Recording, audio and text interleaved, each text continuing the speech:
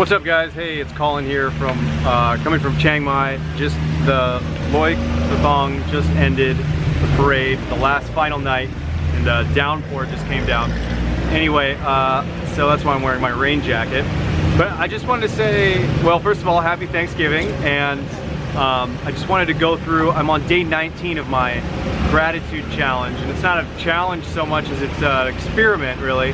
And I've learned a lot. So I've got these 8 things that I wanted to outline for you about these quick little, I don't know, highlights of what I've been experiencing and things I've understood about gratitude now that I've implemented. So the first thing is it's extremely easy to do. It's a habit that I've created now that's part of my daily routine. I wake up in the morning, I make my bed, I write my 10 things down, I do my little meditation, and I generate those feelings as much as I can, and that's it. And then I take it throughout my day as much as I can. If I'm sitting out my phone, if I pull my phone out, try to be grateful for my phone. If I'm riding my scooter, I just try, anytime I have some downtime to think, I try to generate that gratitude. It's easy to do, it doesn't really require any extra work. And then it also leads to my next point, which is that it really gains momentum. So once I started doing it, I started generate those feelings of gratitude. And then being thankful is so much easier when I'm already feeling good and I can look around and say, oh, my scooter, you know, or whatever, and like, oh, this cool city I'm in, wow, I can really feel good about this. And it's just kind of this snowball effect in a way, that's a positive snowballs, because it just becomes so much easier. And then the third thing, which is kind of related, is that it's a feeling, it's an energy, it's a vibe, I don't know, whatever you want to call it, but that's what it really is. It's not a thought, it's not words. I mean, those are attached to it, but it's really the feeling that it's a very distinct feeling too. If you sit there and you feel grateful for whatever you can feel grateful for that's in your environment, you know what that feeling feels like. So it's very distinct.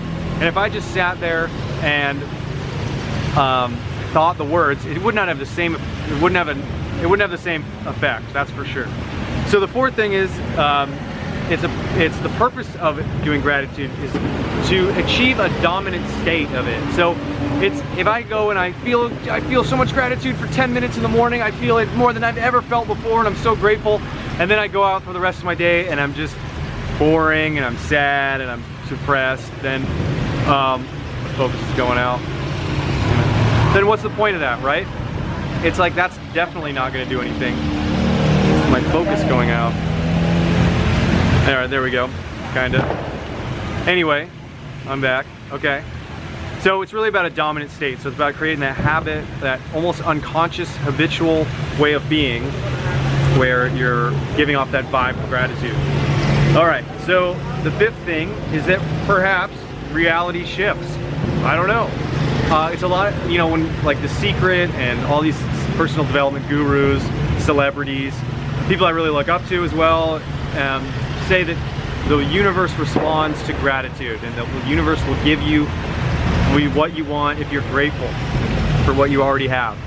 And I still can't say if that's true or not, but what I've experienced is that, and what I've experienced is a lot of positive results.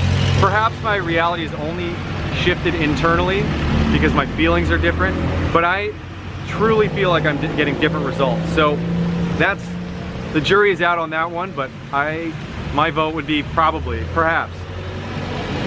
So the sixth thing is that it still requires action to make things happen. So if you want to like change your life or whatever, change your week, you can feel good, but you also still have to take action. So things are not going to be, just because you feel good, your reality is still going to have, you know, problems are still going to arise. I went through on day 12 or day 13, I went through my, you know, I was still getting shit and dealing with it, and I didn't want to feel gratitude in those moments. And it required action. It required me to pick up my laptop or pen, whatever you want to, my proverbial pen as a form of a laptop, and still write the articles that I was struggling with. It had me to look at how I was organizing my writing skills and think about it in a different way, and actually look at how I could get organized to make it more efficient. So it required action in order for me to take on the stuff that I was dealing with. And I still was, as much as I possibly could, generating gratitude for whatever I could in those moments. So the seventh thing is that courage is likely required. Courage, most likely. So to give you an example, so okay, when I say courage, I mean in order to make a shift. You can be as grateful as you want, and in my experience, it actually brought up some unconscious inspiration, something, or just inspiration. Maybe it was coming from my unconscious mind, maybe it was coming from somewhere else, but I was experiencing genuine inspiration as I was feeling gratitude for my life's task. And if you need to clarify what my life's task is, I'll put a link that will let you know a little bit more. But I was inspired to do something about, you know, to raise my way of being or raise my experience of life. So what I did was I was inspired to put on a workshop. I wanted to organize a group of people together. I wanted to, you know, create a community. I wanted to help others, help myself really, because it's an accountability thing, and it's just more fun to do this kind of stuff. So I worked diligently at this. I put it out there. I created an event, and that was like throwing my hat over the fence. I was very nervous about how it was gonna turn out, if people were gonna even show up. And the day, you know, I just poured over research. I poured over making slides, poured over, you know, the assignments for the workshop. I did it myself. I worked through everything. I did a lot of work, and I was concerned how it was going to turn out. And the day that came, and I was excited and I was nervous, and it required courage to make this happen. I had to stand up in front of everyone and deliver this workshop that has never been delivered before, and hopefully let some people give some people some value. And that's what I did, and it had me rise to another way of being, and I'm so much more fulfilled doing that. That whole experience was fulfilling, and now I know myself to be a completely different way, and I also know myself to be on my life's task a little bit more congruently.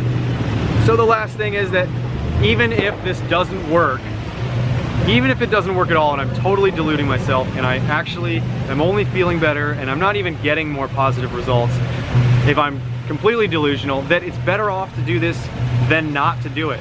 So now that I'm in it, I'm just thinking, why wouldn't I have done this? Why wouldn't I have done this a long time ago? Why wouldn't you do this? It's a way better feeling, and to experience what my life right now and be grateful for it than it is to just go unconscious and be worried about the past or the future.